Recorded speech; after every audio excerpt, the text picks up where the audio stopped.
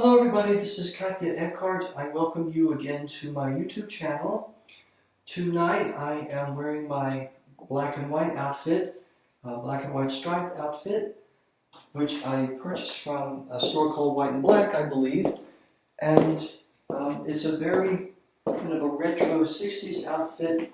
I like it very much. I'm also wearing a pair of black knee-length black socks with white stripes at the top to match my skirt or my dress.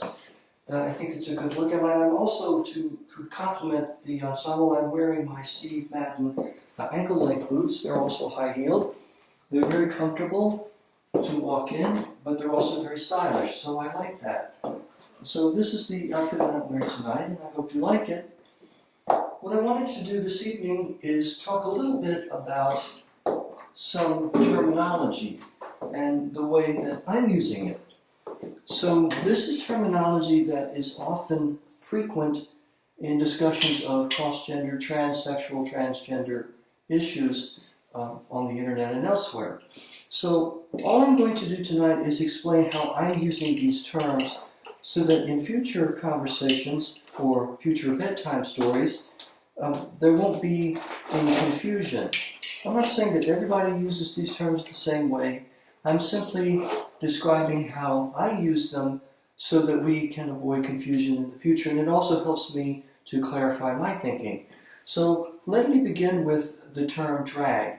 Now, as I use the term drag, that refers to someone who has a certain gender based on his or her biological sex, but then chooses to express him or herself in terms of the opposite gender in a very colorful and very outgoing, a very embellished way. So this is a kind of performance art often, and there one subgenre of drag would be, for example, performance artist, where say someone who was biologically born as a male wears women's clothing and wears women's makeup, and maybe impersonating someone like Cher, or like a celebrity like Cher or Beyonce, perhaps Madonna or someone else like that. So drag is very colorful, as I said, and almost outlandish, and it is a kind of performance art as I understand it. So let's move on to the term transgender. Let's do that one next. So when I use the term transgender, I'm thinking of someone who was assigned a certain gender at birth based on his or her biological sex, but then strongly identifies as he or she matures with the opposite gender and chooses to express him or herself in terms of the gender opposite to the one that is based on that person's biological sex. So you may have transgender women, and those are people who were born as males but who choose to express themselves and feel very strongly identified with women. And conversely, you may have people who were born as women, biologically, or female, who choose to express themselves as men. And this is not simply some fad or some kind of passing phase. This is a very deep-seated part of who this person is. It may not have any clear biological basis, but let's be fair, there are a lot of things that maybe don't have any genetic basis that we know of, like the fact that someone is a nice person, or that someone has a temper, or that someone is artistically talented. That's a deep part of who that person is, so that the person would not be happy unless he or she expressed him or herself in that way. And so it could very well be the same thing with transgender people, and I believe that it is. So when I speak of transgender people, I primarily have in mind individuals who identify with and express themselves in terms of the gender opposite from the one that's based on their biological sex, but they have not yet undergone sexual reassignment surgery or sex change operation, as it used to be called in the olden days. So they still have the biological equipment with which they were born, the sexual organs with which they were born. Now, that's how I'm using that term. Other people may use it slightly differently, but that's how I'm using the term transgender. When we move to transsexual, Here we have someone who's not only transgender, but who is actually undergoing or has undergone a sexual reassignment surgery, maybe hormone replacement therapy, breast augmentation, things that replace the biological gender that the person was born with organs, genitalia, and so forth from the opposite gender, that is the one with which the person very strongly identifies. So that's how I'm using the term transsexual. Finally, let me say something about cross-dressing, and then let me sort of situate myself on this spectrum that I just described. So a cross-dresser, in a way, is like a drag queen in the sense that it's a person who was assigned a certain gender at birth based on his or her biological equivalent, but then chooses to dress and use makeup or use products that the opposite gender does, and has not only a great deal of enjoyment from that, but in many cases feels deeply fulfilled by that. And so it is a way of the person's expressing who he or she is in terms of this gender, dressing in terms of the opposite gender and using makeup or whatever the products may be. Now, it seems to me that cross-dressing, as I understand it, is not simply a hobby or something that, well, it's, for example, men who dress up in women's clothes because they're sexually excited by that. I'm not saying that there isn't that aspect of cross-dressing, but for me, cross-dressing is a very powerful way of expressing a feminine component of my personality. There's a part of me that feels very much like a girl.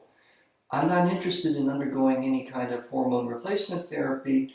I'm not interested in undergoing any kind of sexual reassignment surgery, but I do feel that there's a very deep part of me that is female, and I want to express that through cross-dressing, clothes, makeup, mannerisms, behavior, and so forth. So that is how I understand cross-dressing. Now, if I had to situate myself in that spectrum, I would say that I would probably be somewhere between cross-dressing and transgender. I don't really identify all the time with being a woman. I don't think that my gender is actually female, even though I have male biological and sexual organs, but I do, at least not most of the time.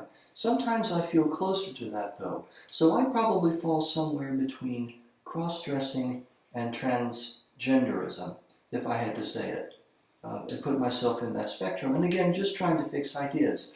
So finally, what I want to say about this tonight is that the way, for me, in which cross-dressing expresses the feminine side of my personality is similar to what children understand who dress up for Halloween.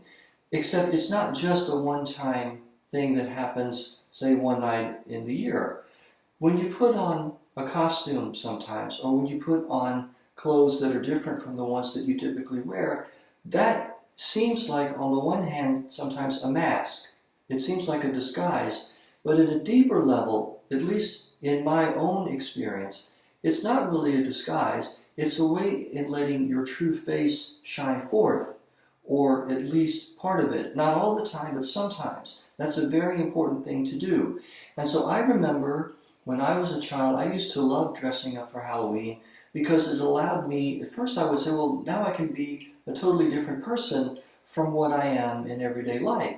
But when I thought about it and I got a little bit older, I realized that, well, it was more like, no, that was allowing me to be a person that I actually was, or it was allowing a side of who I really was to come forward. And that's how I understand cross-dressing, where in my case it shades off into transgenderism a little bit. So I'm somewhere on the spectrum between those two things.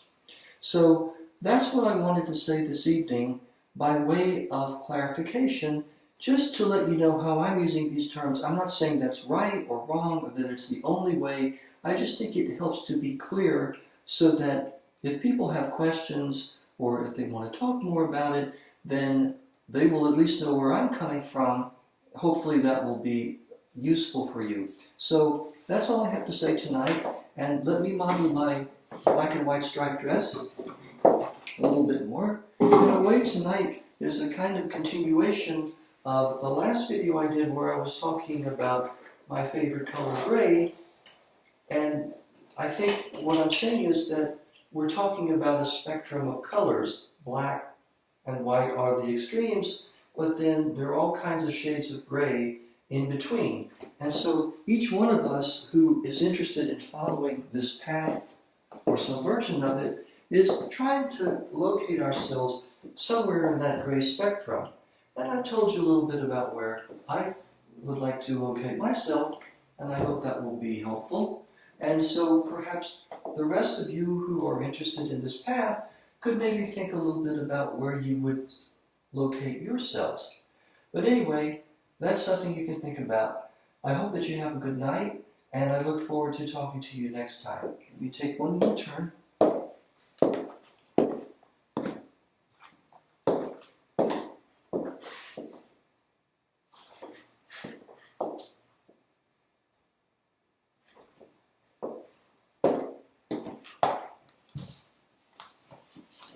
So, this is Katja Eckhart saying good night, and I hope that everybody has a good night and has sweet dreams. Bye-bye.